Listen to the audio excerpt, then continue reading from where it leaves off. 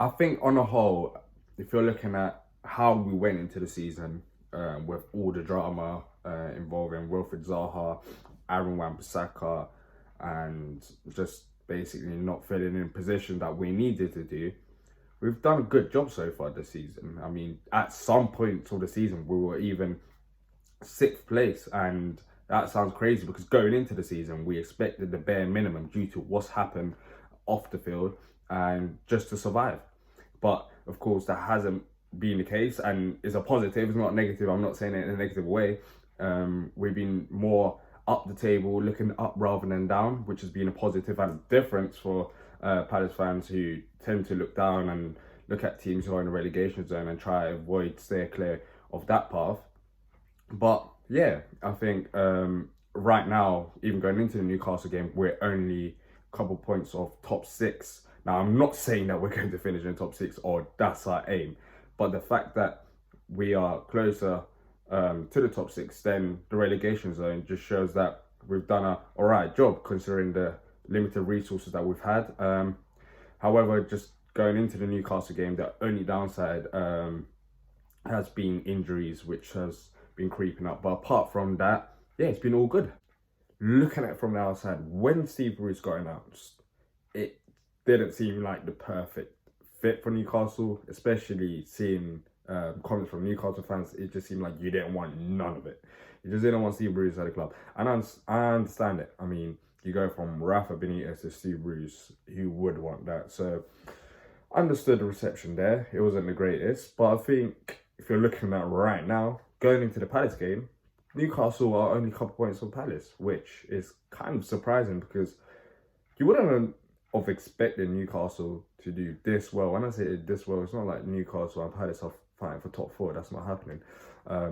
But the fact that you're, I think, 11th going into this game and you could end up in the top half is quite good. It's quite good because I expected Newcastle to be lower down the table due to the negative atmosphere at the club. But of course, Steve Bruce, I think he's done a decent amount of job, considering that he hasn't really had the fans on his side, and yeah, you're not in the relegation, so that's a positive. And I think on the whole, it's been a good season for you guys. Look, Wilfred Zaha is a star man, and I mean he's been at the club for how many years? He started his career at Crystal Palace. Of course, he went to United and he came back, and he's more than a brilliant footballer for Crystal Palace. He represents us. He's from Croydon. He's a local lad, and he's tremendous at playing football.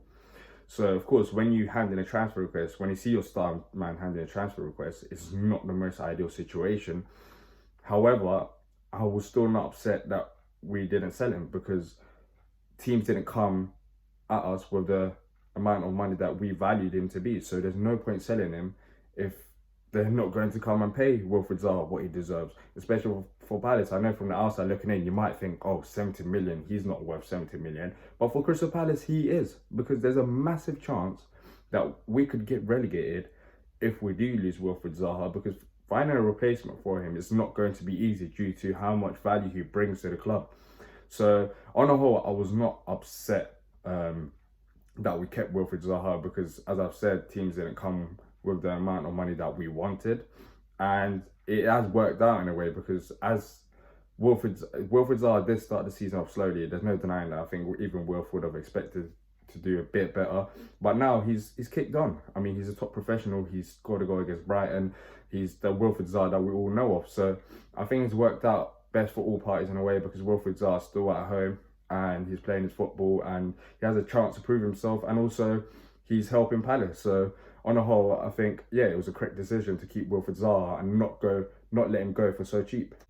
I don't think I've ever struggled with predicting a lineup as I'm going to do right now, because just thinking about it, we've got so many injuries, as you said. I really don't know who's going to play where. It could be an interesting lineup, but one thing straight, Vicente Gaita will start in goal. Martin Kelly will be right back. I assume Scott Dan and James Hopkins will be the centre-back options, as we've got no other centre-backs who's fit. And then at left-back, it can be interesting because we've got Tyreek Mitchell as a youngster he was on the bench against Brighton, but he didn't play, and he could be coming in for the injured Jairo Riedewald, who went off at halftime against Brighton at left back, or it could be James McArthur. So the left back position is interesting. For Newcastle, I think you guys could target that area because we actually haven't got any left backs to play there. And in midfield, I expect it to be Luka Milivojevic, Cheiko Kouyaté, and also, as I said, it depends on James McArthur. If James McArthur is playing left back, then I expect James McCarthy to come into midfield and play as if the three midfielders there. So Kouyaté, Milivojevic, and James McCarthy. And the front three, expect it to be the same as the last game against Brighton. So that'll be Christian Benteke, Jordan Ayew, and Wilfried Zaha. And my score prediction, I'm fairly confident going into this game, even though we had a disastrous performance against Brighton.